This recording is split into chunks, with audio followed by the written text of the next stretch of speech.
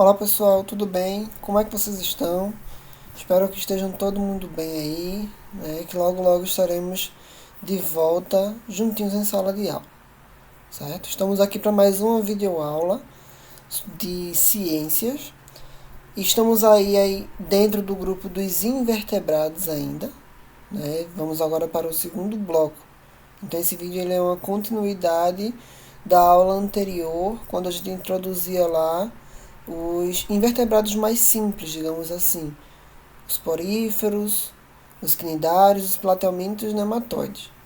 Hoje nós vamos aí ver mais 3 grupos de invertebrados. Especificamente, a gente vai estar falando de filos. Lembra lá daquelas regrinhas de classificação de Linneu, né? De reino, filo, classe, ordem, família, gênero e espécie.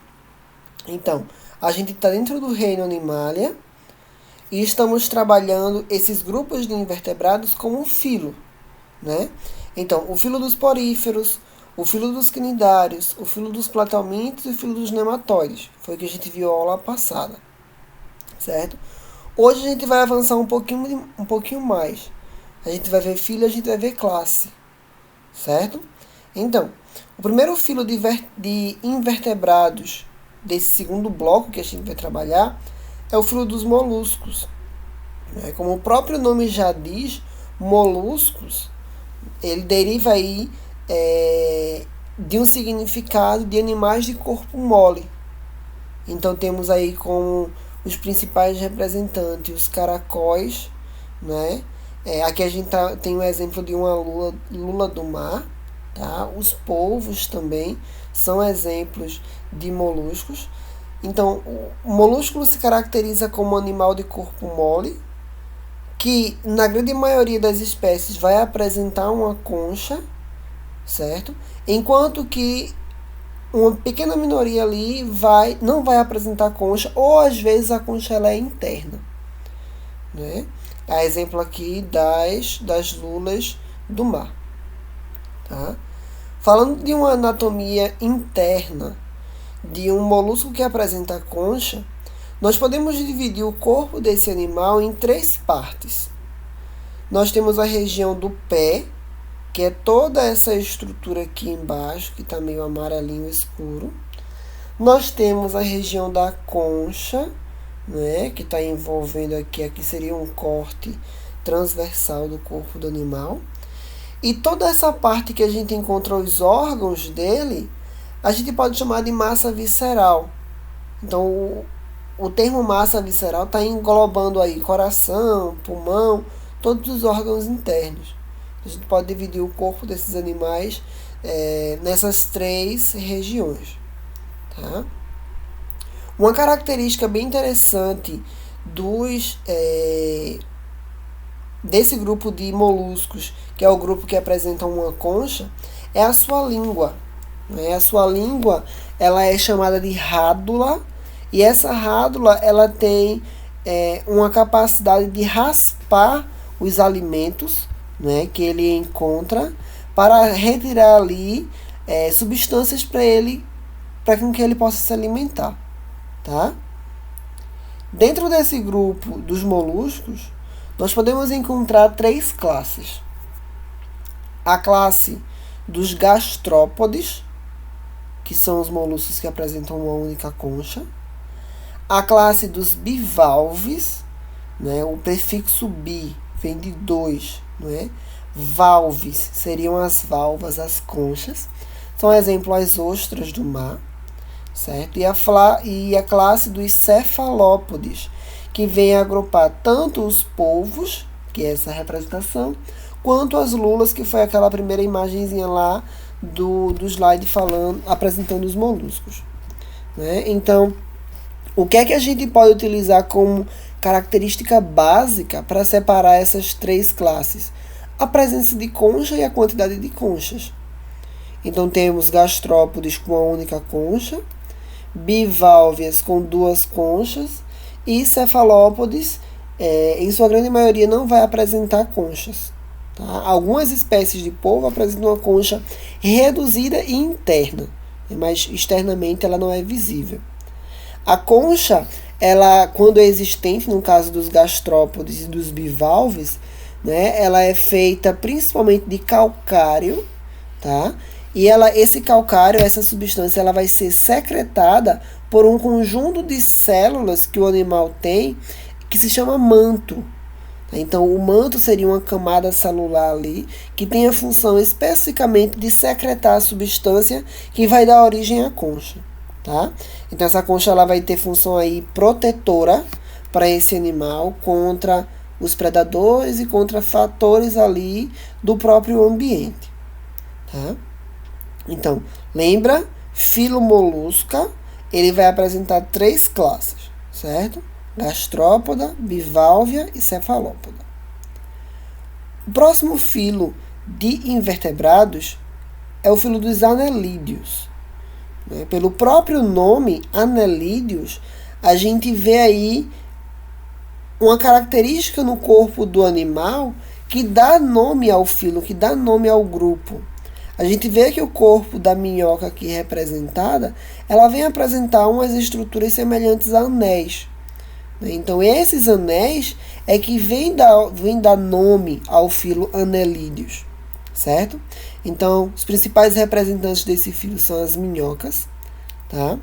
E a gente vai ver como a anatomia interna, uma característica é que o sistema digestório deles é completo, ou seja, apresenta boca e ânus.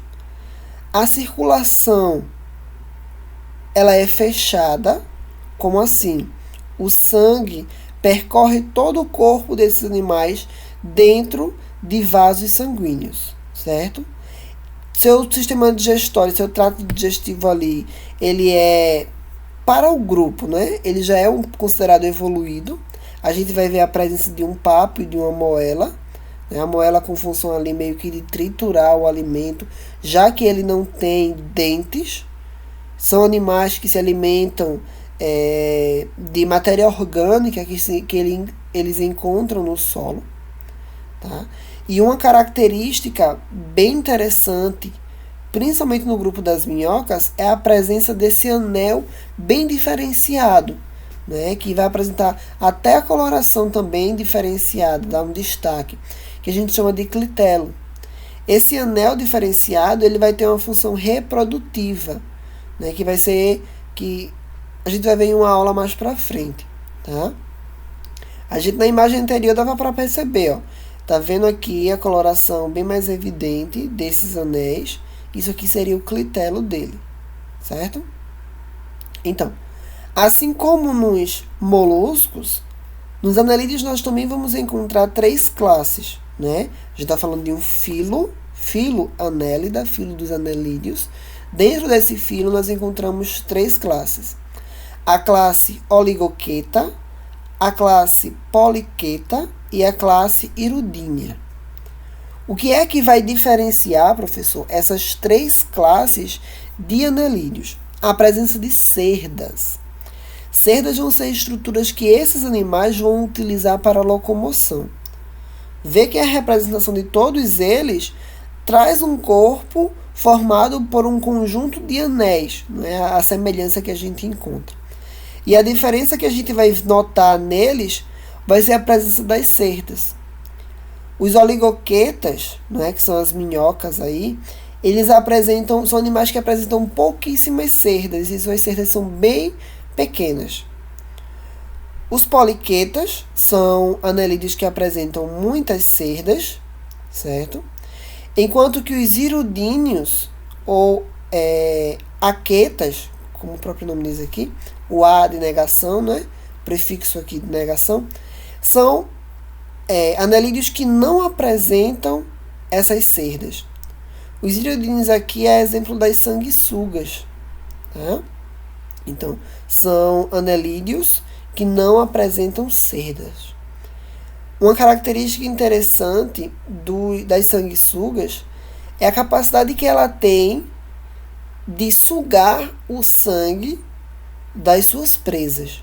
A gente sabe, quando a gente leva um corte, por exemplo, o nosso organismo funciona de modo a que aquele sangue, né, se o corte ele é pequeno, chega um momento que ele pare, né? Estanca, como a gente chama.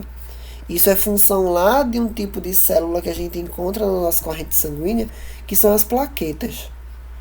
Então, esses irudíneos, as sanguessugas, elas vão produzir na sua saliva uma enzima que se chama irudinase, certo? E essa enzima, ela impede que as plaquetas elas trabalhem. Então, ela vai estar ali, ela rompeu a nossa pele, né? Fez um cortezinho, ou aproveita um cortezinho que já exista, e vai começar a sugar o sangue. E esse sangue ele não vai coagular, digamos assim, não vai parar de sangrar, porque ao mesmo tempo que ela está sugando, as enzimas que estão na sua boca estão fazendo com que as plaquetas não trabalhem, ou seja, estão impedindo que as plaquetas realizem a coagulação sanguínea, certo? E isso faz com que ela se alimente, atinja um estágio aí de saciedade, sem que as plaquetas façam a coagulação sanguínea. Né? Agora, depois que elas se desprendem do corpo, são retiradas ou coisas do tipo, as plaquetas trabalham e fazem a coagulação. E isso não é só no nosso corpo não, tá? Isso vai funcionar para os mamíferos de uma forma geral. Então, dando continuidade para o próximo grupo de invertebrados, o próximo filo, nós temos aí o filo dos artrópodes. Dentro do reino animal, como um todo, falando de tudo que é animal agora, o grupo dos artrópodes é o grupo que apresenta uma maior quantidade de indivíduos e uma maior diversidade. Né? Quando eu falo diversidade, eu estou falando de formas diferentes, certo? E a que se deve esse sucesso adaptativo, né? Por que um sucesso adaptativo? Porque vai ser o grupo com maior quantidade e maior diversidade de organismos. A que se dá esse sucesso adaptativo desses animais? 3 fatores, certo? São aí os fatores cruciais para toda essa adaptação que os artrópodes apresentam. Os apêndices articulados, que é o que dá nome ao grupo, não é? Artrópodes, podes, vem de pés, de apêndices, e artro seriam aí articulados, certo? Que isso vai dar uma flexibilidade maior a esses animais para se locomoverem em ambientes diferentes, né? A presença de um exoesqueleto. O que é um exoesqueleto? O prefixo exo, né? O que é prefixo? A parte que vem antes da palavra, né? A primeira parte, digamos assim. O prefixo exo significa fora. Esqueleto de estrutura de sustentação. Não sinceramente osso, tá? A gente não está falando do esqueleto ósseo aqui, não. Um esqueleto formado por outra substância chamada quitina, tá? Mas que é resistente para esses animais. Então, o esqueleto, a estrutura de sustentação desses animais vai ser por fora. A gente vê aqui a exemplo desse grilo, né, desse gafanhoto, que ele chega a um período que ele está deixando o seu exoesqueleto, né, e fica só a casca. Tá? Então, essa estrutura branca aqui, né, seria o exoesqueleto do animal. Uma estrutura que está por fora do corpo dele, protegendo o seu corpo. Então, é uma proteção aí enorme que esses animais vão apresentar. Professor, por que é que esse animal está precisando sair do seu exoesqueleto? Além desses fatores positivos, o exoesqueleto poderia trazer, né, uma característica negativa, que é a questão de limitar o crescimento.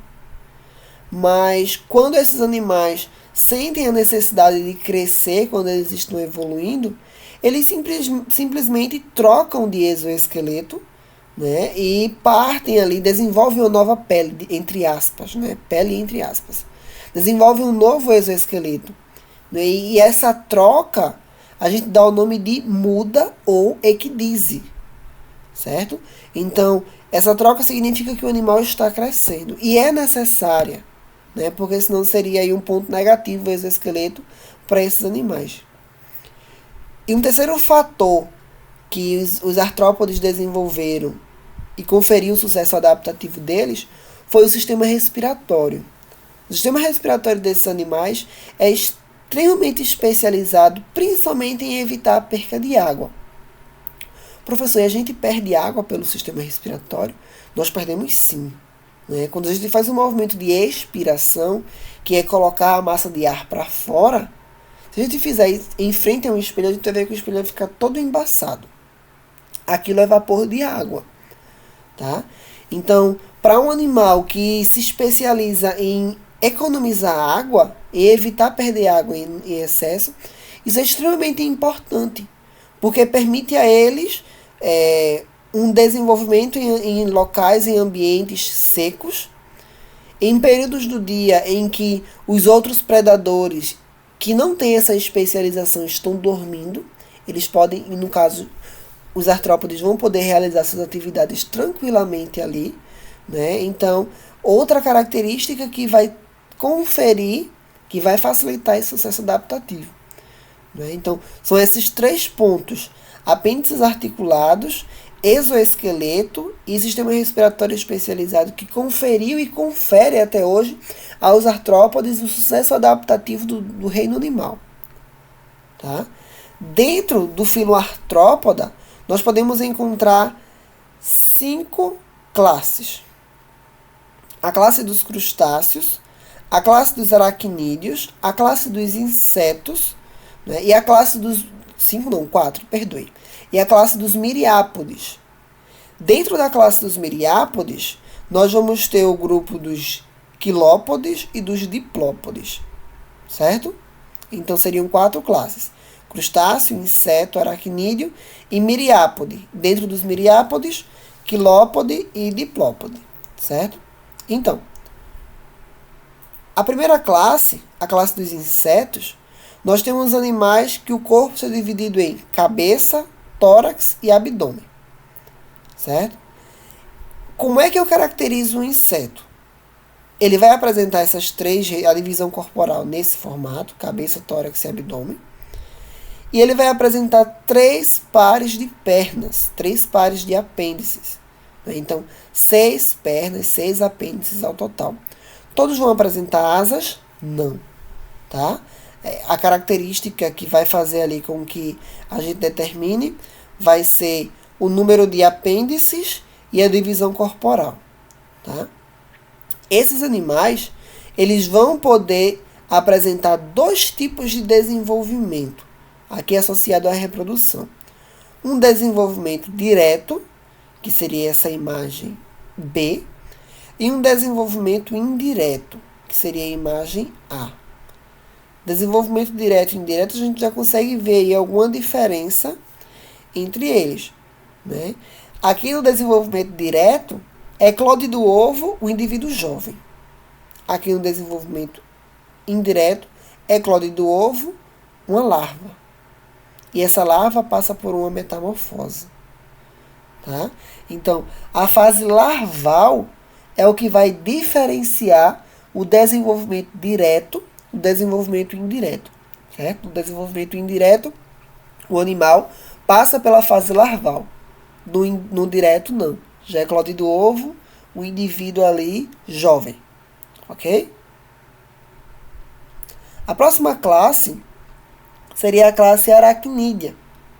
Né? A classe aracnídea vai apresentar o corpo dividido em cefalotórax e abdômen. O que seria o cefalotórax? A fusão da cabeça com o tórax. Certo? Do grupo dos aracnídeos, nós temos 3 animais representantes: as aranhas, os escorpiões e os opiliões, né, que não são fáceis de encontrar. Então, qual é a diferença que a gente vai notar inicialmente com relação aos insetos? O número de apêndices. Professor, aqui na aranha a gente consegue enxergar 5 pares. Né? Não. Os aracnídeos vão apresentar 4 pares de apêndices, certo? Esse daqui da frente são os pedipalpos. Seriam aí uma estrutura que vem pegar o alimento e trazer para a cavidade bucal, tá? As quelíceras são a estrutura inoculadora de veneno das aranhas.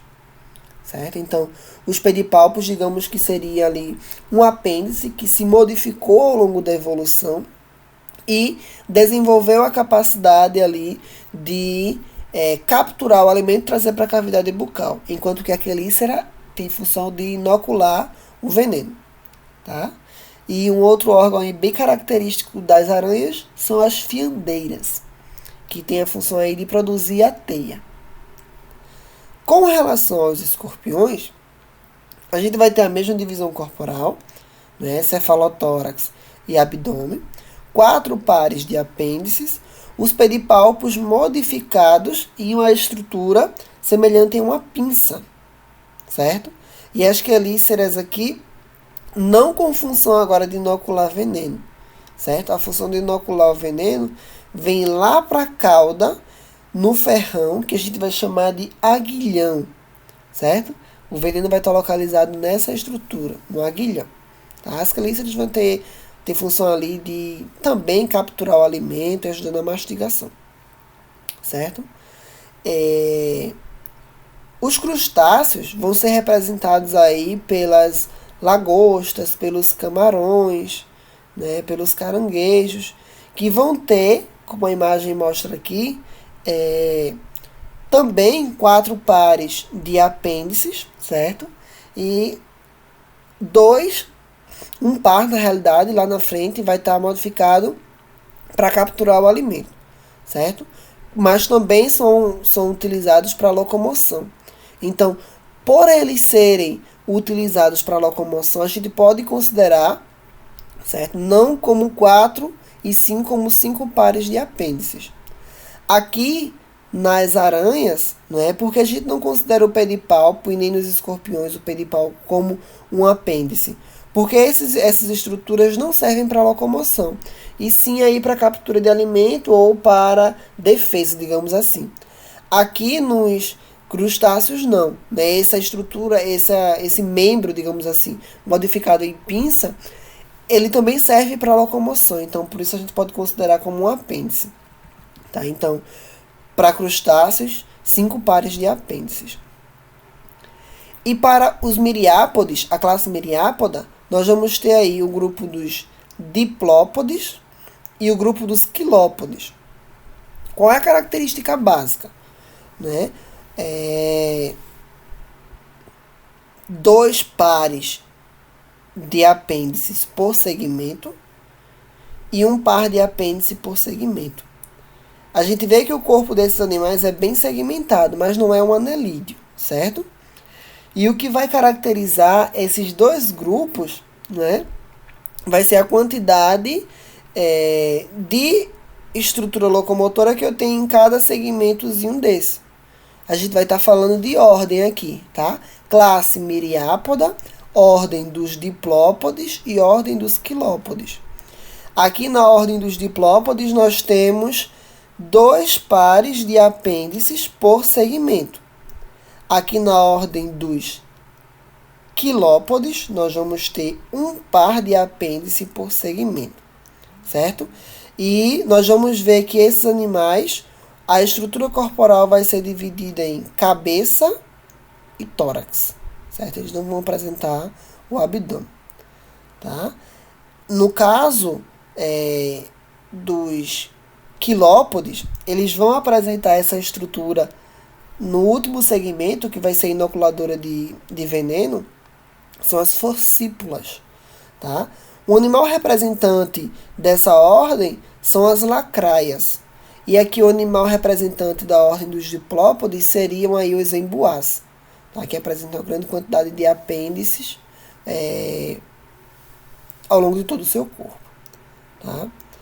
Bem, pessoal, para esse grupo de invertebrados 2, a gente teria esses 3 filos. O filo molusca, o filo anélida e o filo artrópoda. Tá? Espero que vocês tenham compreendido o conteúdo. Caso tenha ficado alguma dúvida, é só entrar em contato aí. É só sinalizar que a gente está disponível para sanar essas possíveis dúvidas, certo? Se cuidem, tá? Que logo estaremos juntos. E até a próxima aula. Forte abraço!